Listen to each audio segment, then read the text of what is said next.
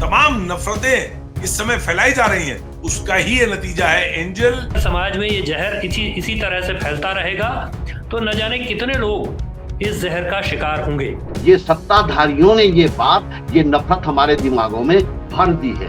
तो ये एक बहुत बड़ा अलार्म है, चेतावनी है। तो हमारे मुख्यमंत्री बोलता है, हमारी पूरा पुलिस व्यवस्था बोलती है। किसी विश्वविद्यालय के, किसी मैनेजमेंट कॉलेज के, किसी बड़ी यूनिवर्सिटी के किसी जिम्मेदार व्यक्ति ने आगे आकर के इस पूरी घटना को कंडेम नहीं किया। मैं भी आई एम एन इंडियन, मैं भी हिंदुस्तानी हूं, मैं भी भारतीय हूं।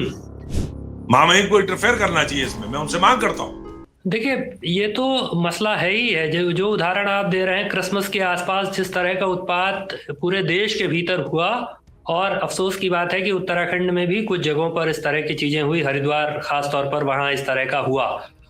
ये अजीबोगरीब दोहरापन है, डबल स्टैंडर्ड है कि एक तरफ प्रधानमंत्री चर्च जाते हैं क्रिसमस के दिन और उनके जो भक्त लोग हैं, उनके जो समर्थक लोग हैं, वो चर्चों के बाहर उत्पात मचाते हैं, क्रिश्चियंस के साथ उत्पात करते हैं। ये अपने आप में बड़ी विडंबना है। और इसके अलावा जो हेट क्राइम्स है वो लगातार बढ़ रहे हैं।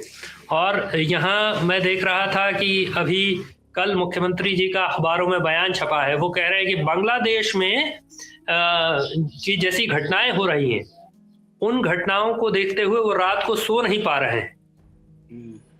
निश्चित बात है कि बांग्लादेश में अल्पसंख्यकों के साथ जो हो रहा है, वो अल्पसंख्यकों का धर्म कोई भी हो, अल्पसंख्यकों के साथ जो हो रहा है बहुत ही निंदनीय है। और वहां की सरकार की इसके लिए पुरजोर भर्त्सना की जानी चाहिए, वहां की सरकार पर दबाव भी डाला जाना चाहिए। लेकिन यही मुख्यमंत्री जिनको बांग्लादेश में स्वधर्मी अल्पसंख्यकों के साथ इस तरह का उत्पीड़नकारी व्यवहार हो रहा है, उससे नींद नहीं आ रही है, यही उप मुख्यमंत्री रोज यहाँ के अल्पसंख्यकों के बारे में, जो इसी देश के नागरिक हैं, इसी देश के रहने वाले हैं, उनके बारे में आए दिन मंचों से घृणा फैलाते हैं, आए दिन मंचों से नफरत फैलाते हैं। उनका रोज का काम है ये। तो ये एक तरह से पाखंड लगता है कि आप दूसरे देश में जहां आपका कोई बस नहीं चलता, वहां के बारे में आपको नींद ना आए और अपने आप के राज्य में एक नौजवान बच्चा इसी फैलाई गई नफरत का शिकार हो जाए।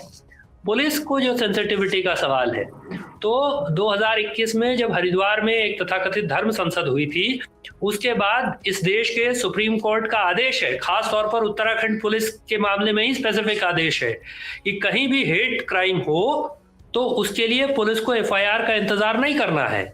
लेकिन उसके बावजूद हेट क्राइम्स के मामले बार बार, हमने तो दसियों दफे पुलिस के अफसरों को याद दिलाया कि आपके सुप्रीम कोर्ट का फैसला है, आपके लिए है, आपके मामले में है, लेकिन उसके बावजूद कोई कार्रवाई, किसी तरह की कार्रवाई नहीं होती है। हेट क्राइम्स में, हेट स्पीचेस में तो लोगों का जो इस तरह के तत्व है, उनको उनका मन बढ़ जाता है, उनको बढ़त मिलती है, उनको लगता है कि हाँ यही तरीका है।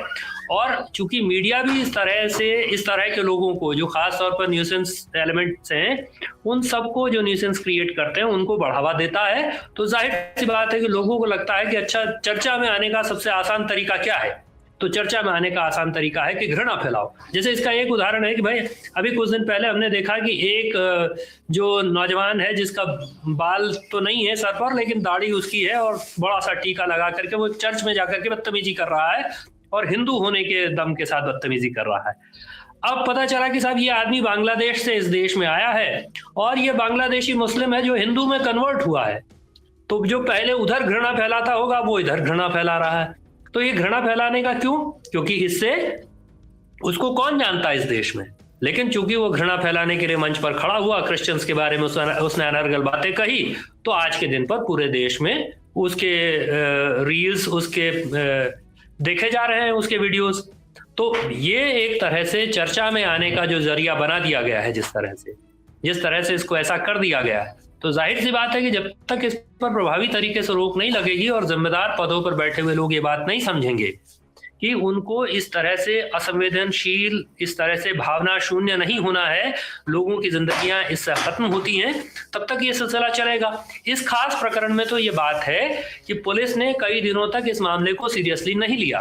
पुलिस ने कई दिनों तक एफआईआर नहीं दर्ज की, लगभग 5-6 दिन के बाद एफआईआर दर्ज हुई है और उसके बाद जाकर के बाकी चीजें हुई हैं। जबकि मामला तो बहुत ही गंभीर था। लड़का पहले झटके में उसको जब चाकुओं से उसको मारा गया तो वो एक तरह से पैरालाइज हो चुका था, वो अस्पताल में था, वो कोमा में जा चुका था। तो ये तर्क बड़ा खोखला है कि हम 6 दिन तक, पुलिस का अखबारों में वर्जन मैंने देखा, वो कह रहे हैं कि 6 दिन तक साहब हम तो सीसीटीवी फुटेज खंगाल रहे थे। भाई आपको एफआईआर दर्ज करके सीसीटीवी फुटेज देखने में कोई रोक देता क्या? तो ऐसे मामलों में पुलिस खास तौर पर बहुत ही संवेदनशील रवैया उसका हो, ये जरूरत है, जो कि आमतौर पर नहीं दिखाई देता। और उसके बाद भी एक मुख्य आरोपी अभी तक पकड़ा नहीं गया है, मुख्य आरोपी फरार है। पुलिस के पास इतना जानकारी तो है कि वो नेपाल चला गया है, लेकिन उस पर 25,000 रुपए का इनाम की घोषणा भी पुलिस ने की है। लेकिन नेपाल जाना इतना सरल तो नहीं है। पुलिस ने अगर तत्परता बरती होती तो वो कहीं से भी पकड़ा जाता। नेपाल के साथ हमारे खुले बॉर्डर्स हैं, ये सही बात है, लेकिन उसके बावजूद नेपाल की सीमाओं तक पहुंचना, चाहे आप टनकपुर की तरफ से पहुंचे, चाहे आप धारचूला की तरफ से पहुंचे या झूलाघाट की तरफ से पहुंचे, 3-4 तरफ से हमारे यहाँ नेपाल जाया जा सकता है।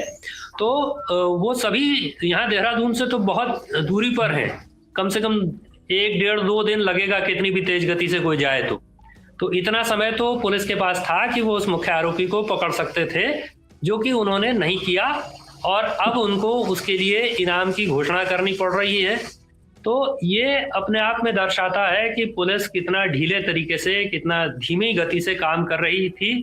असल में विडंबना ये है कि चूंकि नफरती लोग ही सत्ता में हैं, तो संभवतः पुलिस पर यह दबाव रहा होगा कि वो पहले जांच ले कि ये जो नफरत फैलाने वाले लोग हैं, इनका कहीं सरकार से, सत्ता में बैठे हुए लोगों से कोई नजदीकी तो नहीं है। तो मेरे ख्याल से तो ये लगता है कि पुलिस ने सीसीटीवी फुटेज खंगालने से पहले ये जांच करके सुनिश्चित किया होगा, उसके बाद तब एफआईआर लिखी होगी। तो इसके बीच में पर्याप्त समय, जो मुख्य आरोपी बताया जा रहा है उसको ये पर्याप्त समय मिल गया कि वो यहाँ से नेपाल चला जाए। ये तो देरी की वजह से ही संभव हो पाया।